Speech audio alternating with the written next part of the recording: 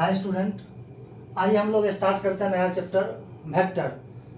ये जो वेक्टर है बच्चों, ये वेक्टर फिजिक्स का पार्ट नहीं है, मैथमेटिक्स का पार्ट है। लेकिन ये जो वेक्टर है फिजिक्स को समझने के लिए, फिजिक्स को कॉन्सेप्ट को समझने के लिए, उसके न्यूमेरिकल्स बनाने के लिए बहुत ही इंपॉर्टेंट चैप्टर है। तो आइए स्टार्ट करते हैं वेक्टर। हम लोग रिवीजन चेकलिस्ट में ये वेक्टर को रखेंगे, सारे पॉइंट्स कवर करेंगे जो इंपॉर्टेंट पॉइंट्स है, जो न्यूमेरिकल्स के लिए, हमारे थ्योरी के लिए जो इम्पोर्टेंट होगा।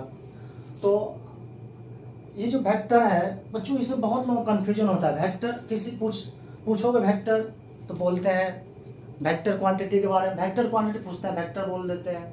लेकिन ये एक्चुअली है क्या? ये वेक्टर जो है हमारा चैप्टर, ये है क्या? तो वेक्टर स्टार्ट करने से पहले हमको कुछ बात समझना पड़ेगा जो वेक्टर में यूज है। तो वेक्टर पढ़ने के लिए हमको सबसे पहले जानना होगा फिजिकल क्वांटिटी क्या होता है। फिजिकल क्वांटिटी, तो बच्चों फिजिकल क्वांटिटी क्या है? फिजिकल क्वांटिटी ऐसा क्वांटिटी है जिसका यूज हम लोग किसी फिजिकल इवेंट्स, किसी भौतिक घटना को एक्सप्लेन करने के लिए करते हैं। A quantity which is required to explain any physical events. जैसे फिजिकल इवेंट्स क्या है? जैसे कोई पार्टिकल, सपोज करें हम एक पार्टिकल है और हम जा रहे हैं। तो जैसे हम जा रहे हैं तो क्या बोलेंगे आप? सर आपका वेलोसिटी इतना है। तो मतलब मेरा मोशन को डिस्कस करना है तो आपको बताना होगा वेलोसिटी के बारे में, एक्सीलरेशन के बारे में, पोजीशन के बारे में, डिस्प्लेसमेंट के बारे में। तो ये सब क्या है? ये सब ऐसा पैरामीटर है, ऐसा क्वांटिटी है जो मोशन को एक्सप्लेन करने के लिए नेसेसरी है। ठीक इसी प्रकार किसी वायर से करंट फ्लो कर रहा है तो आपको करंट फ्लो कर रहा है तो आपको बहुत सारा चीज़ बताना होगा, पोटेंशियल डिफरेंस बताना होगा, रेजिस्टेंस बताना होगा।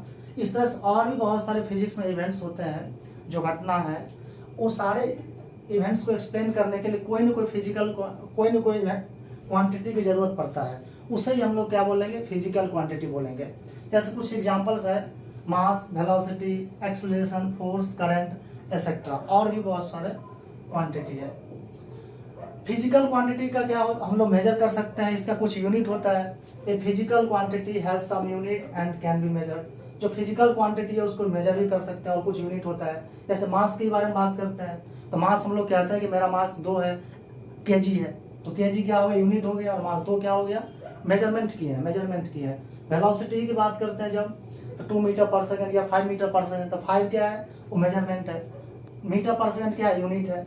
तो जितने भी फिजिकल क्वांटिटी है उसको हम लोग मेजर कर सकते हैं और कुछ यूनिट होता है। अब बच्चों जो फिजिकल क्वांटिटी है पूरे वर्ल्ड में, जितने भी फिजिकल क्वांटिटी है उसका 2 ही प्रॉपर्टीज हो सकता है।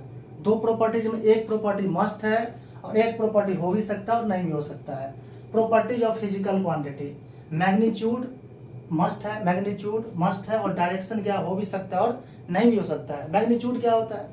जैसे सिंपल समझिए, जैसे आपको मार्केट बोला जाने के लिए, आपको घर से बोला मान लेते आलू लाने के लिए, तो आप आलू लेके आ जाओगे? नहीं लेके आओगे। आपको क्या बोलना पड़ेगा? कितना? 2 केजी के, 3 केजी के, 4 केजी। तो ये जो 2, 3, 4 ये सब क्या है? 2, 3, 4, 5 ये सब क्या है? वो मैग्नीट्यूड है। वो क्या है बच्चों? मैग्नीट्यूड है। तो मैग्नीट्यूड, ऐसा कोई फिजिकल क्वांटिटी नहीं है जिसके पास मैग्नीट्यूड नहीं हो। मैग्नीट्यूड तो होगा ही होगा, लेकिन डायरेक्शन हो भी सकता है और डायरेक्शन नहीं भी हो सकता है।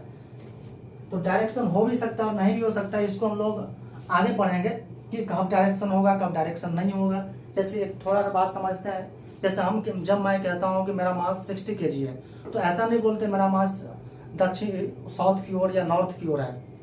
डायरेक्शन बोलते ही नहीं है। क्यों नहीं बोलते हैं? क्योंकि हमारा जो मास है, मेरा जो मास है, ये डायरेक्शन पे डिपेंड नहीं करता है। लेकिन जब बच्चों बात करेंगे हम लोग, यदि कहते हैं, आप बचपन में सुने भी होंगे कि कोई कहते हैं कि पुश कर दो साइकिल को, बाइसिकल को पुश करो, तो क्या करते हैं हम लोग? पुश नहीं कर पाते हैं। बोलना पड़ता है कितना जोर से, किधर, किस डायरेक्शन में। तो जब हम लोग फोर्स लगाते हैं तो केवल मैग्नीट्यूड बोलने से काम नहीं होता है, उसके डायरेक्शन भी बोलना पड़ता है। तो फोर्स क्या हो जाएगा? फोर्स ऐसा फिजिकल क्वांटिटी हो जाएगा जिसको एक्सप्लेन करने के लिए, जिसको बताने के लिए, पूरा जानकारी के लिए क्या करना होगा? हमें मैग्नीट्यूड भी बताना होगा और डायरेक्शन भी बताना होगा। ठीक है बच्चों, आइए अब जानते हैं हम लोग कि वेक्टर, ये जो फिजिकल क्वांटिटी है कितने टाइप के होते हैं। तो जो फिजिकल क्वांटिटी है वो बेसिकली 2 टाइप के होते हैं, स्केलर क्वांटिटी और वेक्टर क्वांटिटी। एक और क्वांटिटी होता है टेंसर क्वांटिटी।